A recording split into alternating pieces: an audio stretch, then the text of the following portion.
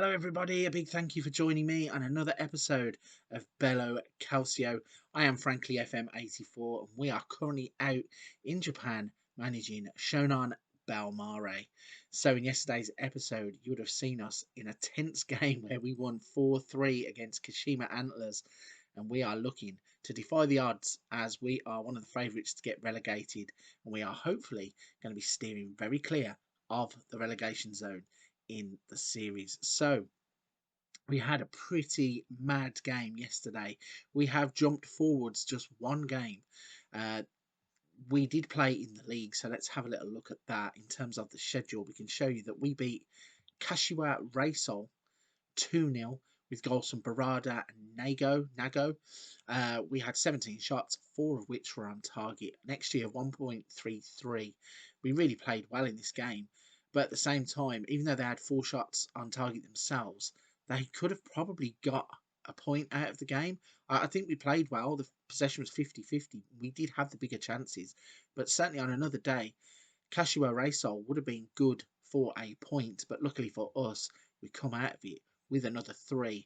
And that means in terms of the league, after 2 games, we are sat top of the Meiji Yasuda J-League Division 1. We have 2 games played, 6 points taken, and we are looking like we are going to have a good fist at staying up in this division when everybody around us seems to think that we are going to be falling into Division 2. I think we have a really good shot at steering clear of a relegation battle. But it's early days in the save, and today we are pushing on and we are playing in the J-League Cup Group C. We are playing against Vissel Kobe, and as I was alluding to yesterday, this is the team that has the superstars. So let's have a little look at their team. So they have a certain former Barcelona player, Bojan. Looking at his wage demands, £13,000 means that he is an excellent player in terms of the standard for the J-League. They also have a 37-year-old Andre Iniesta who hasn't lost a beat in terms of his technicals, in terms of his physicals, not so much so. Pace of 8, stamina of 8, strength of 7, as you would expect for a person who is in the latter stages of their careers. But just the name Andre Iniesta brings a smile to my face to see that he is a player that we will be coming up against in this league. And then the other player that they have hiding away, they have Thomas Vermaelen. He is another former Barcelona player, although probably less said about that. Did he actually play games for Barcelona? Played a total of 34 games in a spell of, what's that, nearly 4.5 years. And that included a loan to Roma 2. And then one other player that I did see down here is Sergi Samper. He's another Spaniard, a little bit younger at 27 going out there, and again a former product of the Barcelona La Masia youth development. So they have a very good team and they are going to be putting it out against us, I am sure. So we are going to jump straight in and show you the first action of the season in the J-League YBC Levane Cup Group C. Here we are then. This is the lineup that we're going to be putting out against Vissel Kobe, Iniesta and the boys, etc. So we are going to start off with Graka in goal. Graka.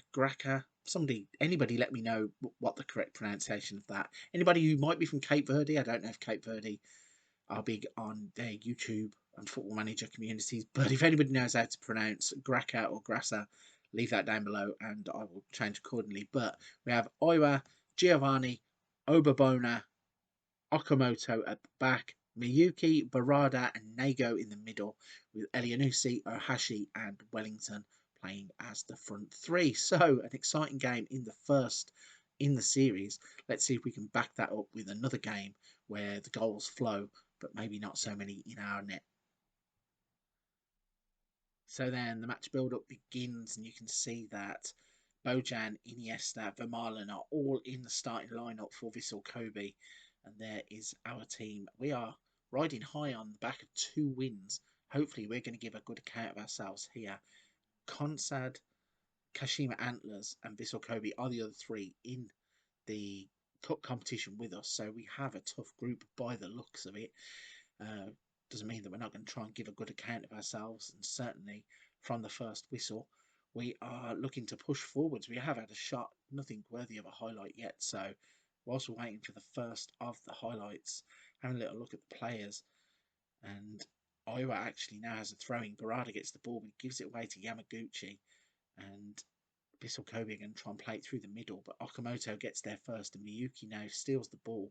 Elianusi takes it down well, tries to lay it into the path of one of our players, but gets taken away from him. Oiwe is going to pick the ball up now, crosses it in. Barada is there, strangely plays it back to Elianusi. Nobody really wanted to have the shot, and eventually there was a shot that went in. It was weak and got blocked, and then the ball is lumped all the way out to Giovanni, and he's going to play it forwards to Miyuki, and Barada plays it to Nago, and he's got a ball over the top of Oiwa.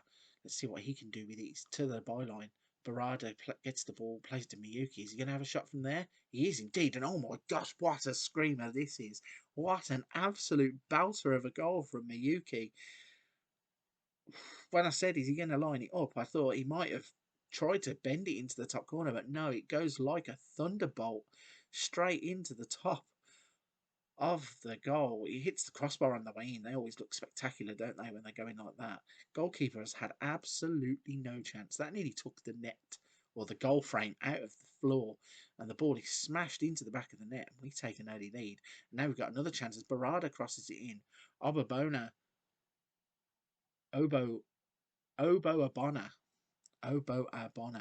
with the header, and then that was turned over, and now all of a sudden Vissel Kobe have Iniesta with a free kick. What is happening here? So Iniesta had the free kick, hit the inside of the post. Vermaelen must have been offside because he should have tapped it in the empty net. Instead, it rolls towards the line. There's a bit of a scramble, and then there was a free kick awarded. So nothing happened really, but a bit strange that we couldn't clear our lines a lot quicker than what we did. And luckily, no harm was done. As I can see a bit of rainfall in here as we are approaching the half an hour mark, and Nago is into the box. Cuts it back looking for Wellington. That's a really misplaced pass. And Vermaelen, he's on the ball, and Vissel Kobe have just gifted us a second goal. Ohashi with the tap-in, especially when it's helpful when the opposition start passing the ball to you. So there was a terrible pass there to begin the build-up. Vermaelen then plays to Mamadou. He's tried to square back to the goalkeeper, and Ohashi just read it. And he has one of the most simple goals of his career to give us a 2-0 lead. And that is some of the things that we like to see as easy goals are something that we really appreciate on this channel. So Vissel are going to try and belt the ball forwards. Luckily for us, it's dealt with at the back, and we are going to try and build out from the back. It goes all the way back to Thierry in goal, and Miyuki's on the ball. Giovanni plays it out wide to Oiwa. Is he going to try and beat his man? He cuts back inside, lays it off, and Giovanni gets another touch of the ball here. We have some nice build-up play when we do get into these positions. Nago is going to play it over the top into the space for Oiwa to run onto. Let's see what he can do with it. He taps it back to Barada, who then crosses it into the back post. It looked like he did a Rabona pass. Wellington's had a header that has gone just wide of the post. But we are doing everything right at the moment in this game. A third goal there would have really put us in the driver's seat, and we might have a chance for one here as Nago. And it's another goalkeeping error. Well, it's another error, full stop. I think that some of these Vissel Kobe players have forgotten what team they're playing for. So it's Mamadou again. He turns back to play the ball back to... Well, he looked like he was going to turn back, play the ball away. He actually gets caught in possession. Then Nago passes it to Ohashi, and the goalkeeper's come towards the ball. He can't get there, and we tap it into the empty net. And all of a sudden, we're in dreamland at 3-0 up against Vissel Kobe. This team of superstars, basically, are getting absolutely dismantled as Wellington now adds to the party with a header at the back post. And that is a fantastically worked goal as well. When we look at the replay here, the throw-in from Oiwa goes straight to Miyuki, turns, plays it back, and the cross comes in. Wellington at the back post with the header. We'll take all the goals however they come, and we all of a sudden have a 4-0 lead at the break. So absolutely nothing to say other than the fact that once again we have been absolutely sharpshooters in front of goal.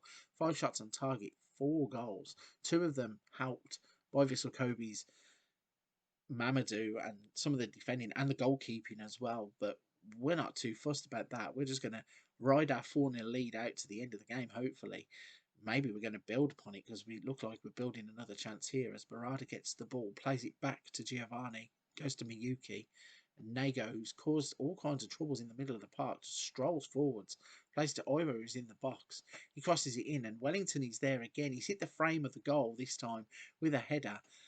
So he's headed one wide, he's headed one in, he's headed one off the post. Wellington is causing all kinds of dangerous situations. And this is kind of the thing I was saying at the start of the season about Wellington.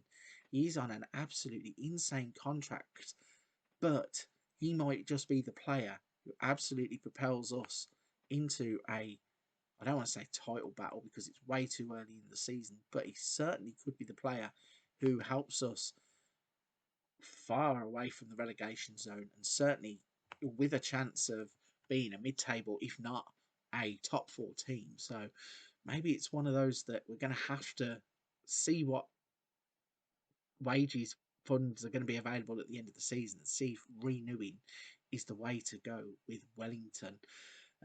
Because he has been fantastic again in this game. Vissel Kobe are having a chance of their own right at the end of the game. There's 83 minutes on the clock, so 7 left of normal time. And they've had a cross that was headed away. And then Nago again causing problems for them. Tries to lump the ball forwards. And Sakaruchi, I think it is.